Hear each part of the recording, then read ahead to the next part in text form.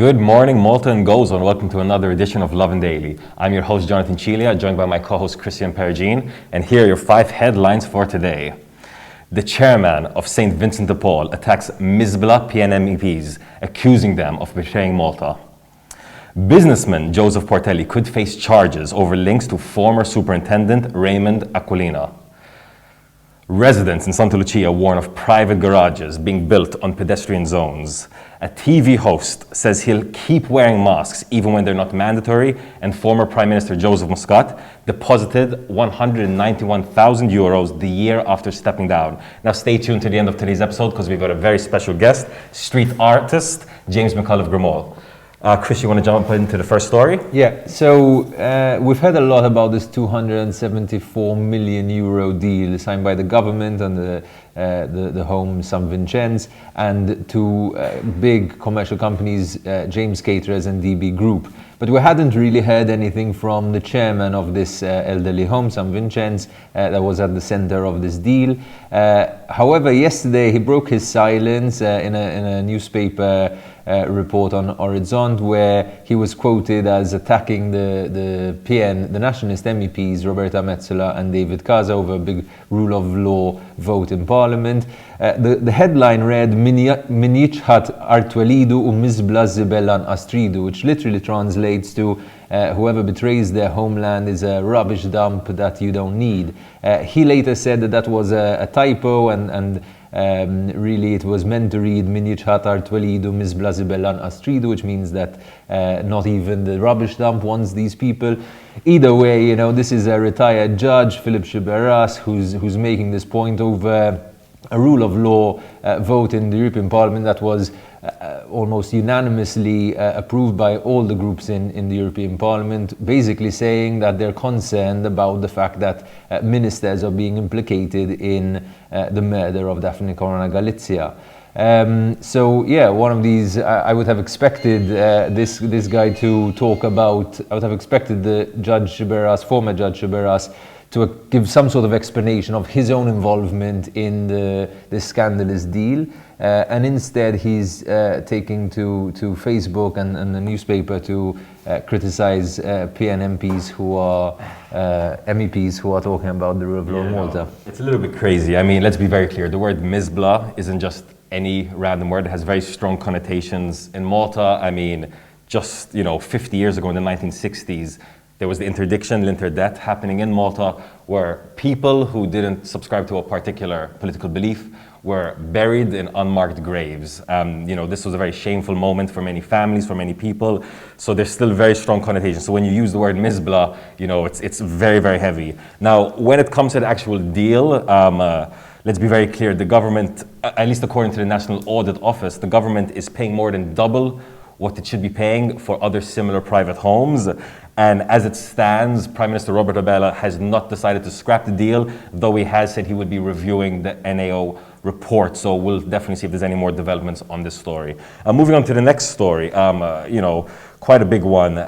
Joseph Portelli, major construction magnate from Gozo, and someone who's been in the media recently as the head and a new force in the Hamrun Spartans FC, could be facing criminal charges over his links to a former superintendent.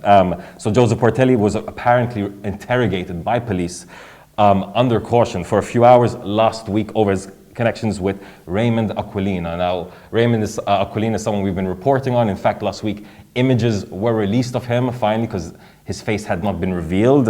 And apparently now, police are investigating potential property deals between the parents of Portelli and Aquilina, the assets of which would then be donated to Aquilina and his properties. So it's quite a shocking allegation, a very strong allegation, and it does raise questions over where this man's wealth did come from. Up until now, it was believed and it was understood that he's a major, construction guy, businessman. So now, with police interrogate him over certain deals, we'll definitely have to see if there's something that comes out of this. Yeah, so to be clear, the allegation is that Joe Portelli sold a property at a lower value than he should have to the parents of Raymond Aquilina, who then donated them to him. Raymond Aquilina is someone who was a policeman involved in the economic crimes unit and was therefore responsible for a lot of financial crime investigations. And he was being accused of leaks in the Daphne Caruana Galizia case. So yeah, there's a lot going on here, and again, another one of these never-ending stories into I guess following the money and seeing where it leads. We'll move on to the next story. So residents from Santa Lucia we reported yesterday that they were worried about a number of roads being taken up for private use. So they're selling our streets is what they said. What we have in Santa Lucia is a very quaint town that was built in the 1960s and to have a lot of walkways and front gardens and wide pedestrian zones. But now these zones seem to be being bought off. So we've got a particular street which was a pedestrian road that's now a garage is being built on it. And what the residents are saying is that, you know, if one person is allowed to build on these such roads, then everyone can. And before we know it, there'll be no space for people to play, for our children to play football, for example, or you know, to enjoy the walkways. It must be noted that this particular permit was granted by the planning authority, despite the fact that the case officer said that they shouldn't be giving this permit, and Transport Malta actually objected to it. But the lands authority sold the piece of public land to the nearby neighbour after what the local council said was a tender. So we still need to find out exactly how these tenders are being issued, because the lands authority isn't answering our questions.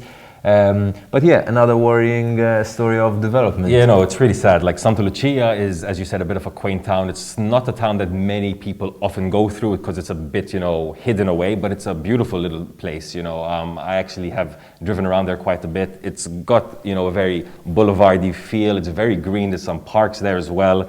So it's very, very sad to see, you know, that the kind of DNA, the vibe of the town may be affected. We did speak to the mayor of the town, who told us, you know, quote, the local council's priority is the environment. So we'll definitely have to see how that develops. Moving on to the next story, and I think this is something that, you know, lots of people have been discussing either with their friends or with themselves. But, you know, a popular TV host has now said that even after the pandemic's over, he will continue to wear his mask. So F-Living host Carl Bonacci, you know, he was reacting to a anti-mask protest that happened over the weekend in Sliema. And he said, you know, quote, they had said that mask wearing didn't make sense, but I think it helped prevent both COVID-19 as well as common cold. And it's a good thing in my opinion. So it seems that after the pandemic's over, even after Charmaine gives us the go-ahead to take the masks off, there's a good chance that many people will be keeping the mask on. I mean, what about yourself, Chris? Look, I think my opinion at the moment is I'm definitely going to rip off my mask as soon as possible, because I can't bear the tan lines that I'm going to get from in summer. But in winter, to be fair, I used to be the kind of person who gets sick every 2 or 3 weeks with the common cold, and I didn't get sick this year and a half. So yeah, I think that's not the worst of ideas. And just a reminder to anyone who is 30 years old or more than that, now's your chance to sign up for the vaccine. It's a really simple process. It gives you a bit of vibes of signing up for Glastonbury or trying to get a ticket in the last minute, you know. Don't forget to do that. Just search Vaccine Malta subscription or whatever it is. You'll find it very, very quickly and sign up. The next story is a story about Joseph Muscat, the former Prime Minister, who it seems in the year after he left Parliament and an extra 191,000 euros. So Joseph Muscat used to declare 65,000 euros in his parliamentary declarations. which never really changed from one year to the other, almost as if he never really spent any money. But in his last parliamentary declaration, that shot up to 256,000 euros. So it seems that after he left his role as Prime Minister, he earned 191,000 euros, that he's told the Times is due to his resignation package and new income from new ventures. He's also registered a property in Rabat and a garage in Shamshia. We don't really know what the new ventures he's talking about are, because he hasn't spoken about the deals that he has with the private sector at the moment. What we do know, I guess, is that a couple of days ago he broke his relative silence to congratulate Deborah Schembri on her new role with the Malta Developers Association. So maybe that's also a clue. I don't know if he's involved in that, but we'll keep asking to see what he's got going on. As you just said, we haven't really seen much of Muscat since he left Parliament in October 2020. Let's be clear, obviously, at the end of 2019, a very crazy and dark political time happened in Malta. So, since then, he's kept quite a low profile. There's been the Deborah Schembri thing. He's also appeared for an interview on L'Erba Fossil Jimma, but he didn't really address any of these things. So we'll definitely have to see if a further explanation comes out about this. So we're going to cut to a quick video now, and when we return, we'll have street artist James Micallef Grimaud in the studio with us right now.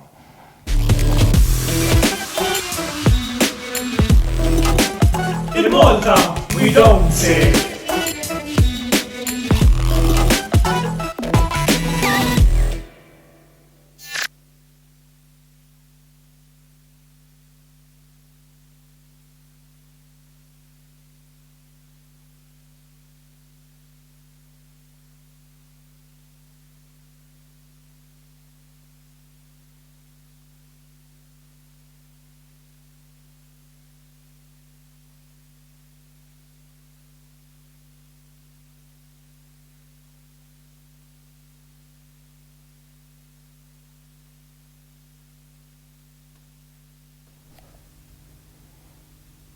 And we are back with street artist James Micallef Grimaud, aka Twitch. Thank you so much for joining us this morning.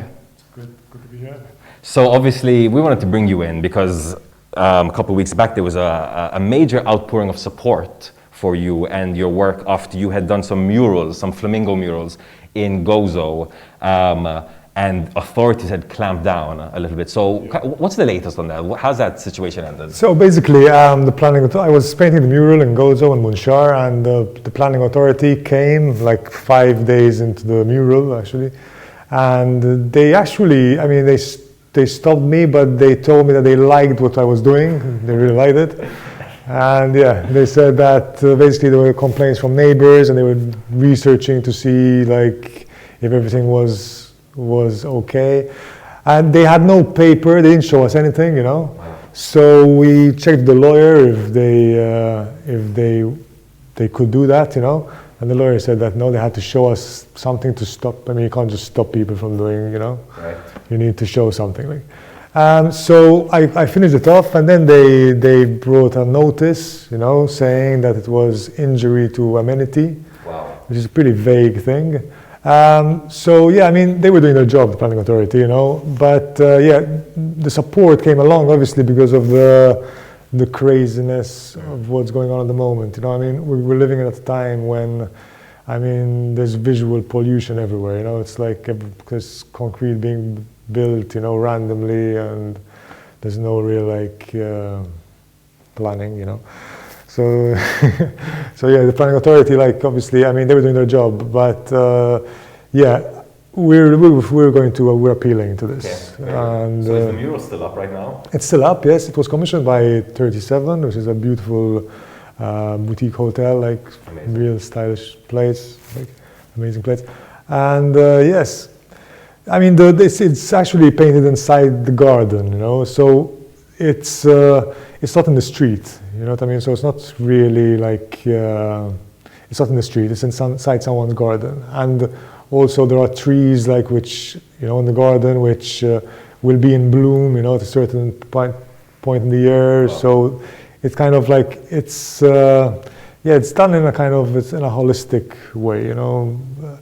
I mean, Munchar is a small village, it's true, but I mean, I think people are starting to realize the importance of art, you know. That's why there was this big support, because I mean, as I said, like there's construction everywhere, you know. So I mean, it is also a time when, like, yeah, people are kind of a bit frustrated, you know, like, because they're not fully understand. I mean, not even I am understanding the construction, you know. It's like kind of, it's very random. There's no real planning. I mean, there's no right. The right of views are all being like overshadowed, you know. Now, so it's a bit crazy, yeah. You're behind some of the most eye-catching murals in Malta around the place, from the MC, the skate park, and several other locations. So I'm sure, or I might be wrong, but I'm sure you've had a run-in with authorities prior to this. You know, is this the first time they've clamped down on you, or is it standard procedure at this point? So usually, I mean, in Malta, I've always had quite a lot of support, you know, even like, I mean, I remember the first large mural we did in San Juan, Bella Vista Road. And I remember like police stopping and congratulating us and, you know, being like, taking photos and stuff. So that was always like pretty interesting. I mean, it was great, you know. It's like, I mean, we have a culture which is quite colorful, you know. We have festa, was colorful, you know. So you know, people like color, you know what I mean? Especially on these walls which are being, you know, which are sprouting around, you know. So they're like kind of these like barren spaces which could be used for artistic purposes, you know. And they also, I mean, they inspire people, you know. This color, like it's a bit of a, you know, like a change from the monotonous, monotonous daily routine, you know. No, it has a lot of value, definitely. So recently, I mean, just last week, there was actually a similar story with Ronnie, the elderly man in Gargur, on top of the world, who had created those rock structures. I think he had built a little pond as well. Similarly, the planning authority had told him to remove the structures because they were built without permits. But since then, it seems like they've slowed down a little bit. And there was a major outpouring of support as well for him. But I mean, is there not an argument to be made that, you know, he did not have permits? If we just start having people painting murals left, right, and center, building rock structures and ponds left, right, and center, is that not a potential problem as well? Definitely. I mean, I think there's place for, you know, place for different kinds of art, you know what I mean? I think that the planning authority should kind of consult with artists, you know what I mean? Or have maybe a board, you know, like of artists, architects, you know, like who can maybe, you know, can regulate this, you know what I mean? I mean, I believe that there's a place, you know, place for every kind of art. I mean, I wouldn't like have painted political art, you know, in Munchar, you know what I mean? Yeah. I mean, I painted birds, migratory birds, you know. I mean, we're maybe not used to migratory birds because unfortunately, like, they're shot down, you know.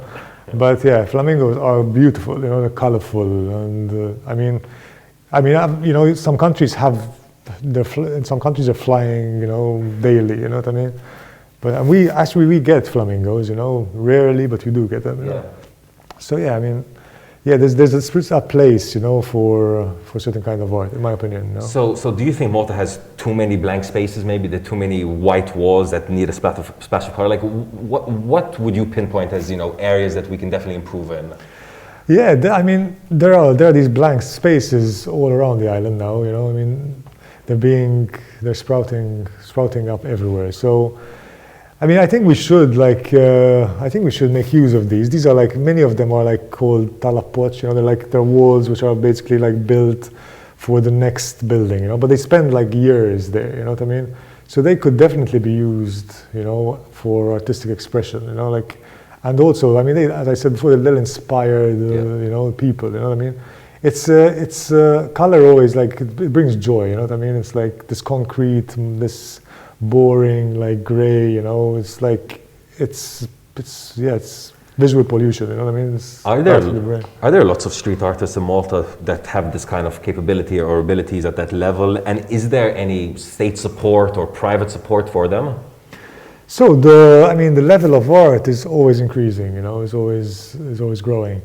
Yeah, there's a good number of artists who are constantly progressing.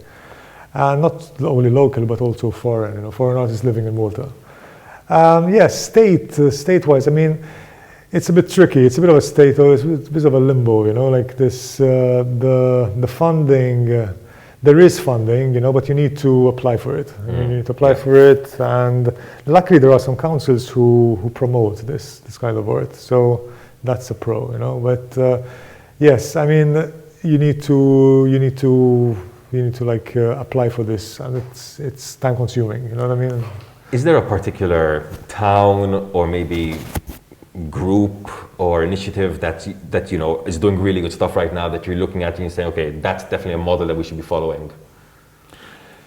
So yeah, I mean, the new generations are definitely like waking up to this. I mean, it is something which I mean, it's the future in art, you know what I mean? So like artists need to like widen their horizons, you know what I mean? And the internet is basically one of the new platforms, you know, which artists are delving into more and more.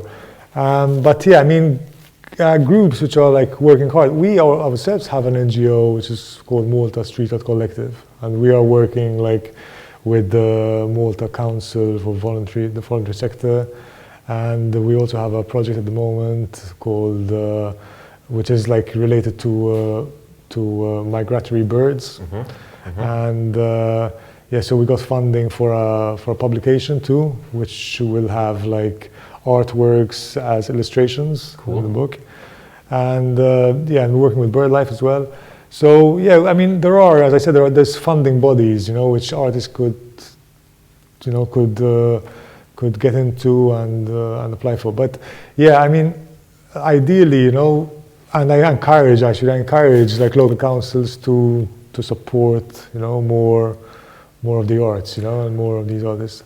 Because I mean, these spaces could be used, you know, the spaces we mentioned, and yeah. Are there any particular walls that you can think of, and you know, in some localities maybe that could use a splash of color? There are many, yes, there are many. Like which ones? For example, the blocks of the residential blocks, you know,